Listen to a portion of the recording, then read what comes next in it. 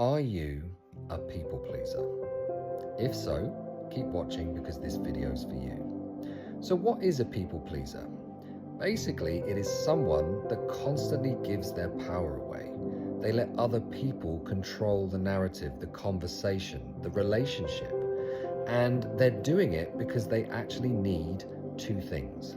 They need to avoid conflict at all costs because they can't handle it, or they need reassurance and validation because those two things will make them feel safe. Why do they need to feel safe?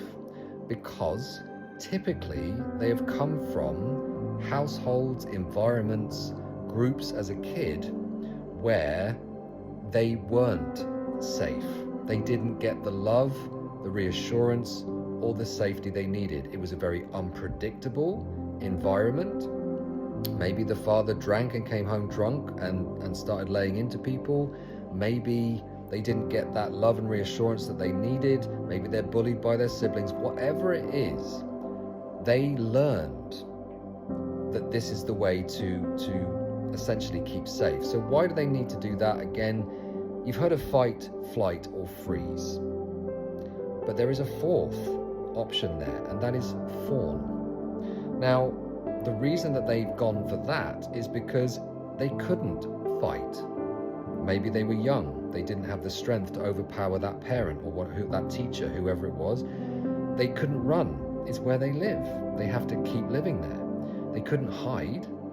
So they learned to avoid conflict and to try and get desperate for some kind of love, they would learn to people please. And so, people pleasing is not the problem, it is just the coping mechanism. So if you're trying to just sort out the coping mechanism consciously, the moment that you go into situations, environments, or relationships where someone else reminds you of that landscape and those relationships you had as a kid, your body will start to create very strong emotions.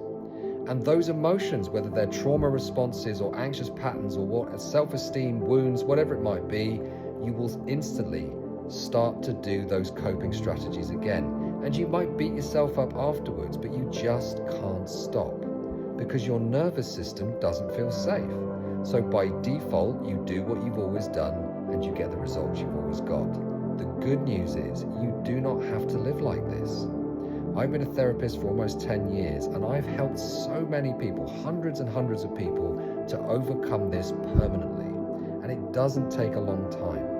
You don't have to talk about what happened to you because these patterns are unconscious. We deal with them unconsciously, and once they're done, they never come back. And you will never leave a session wondering if that worked or not because you will feel the difference. And I often challenge people to try and get the old feelings back.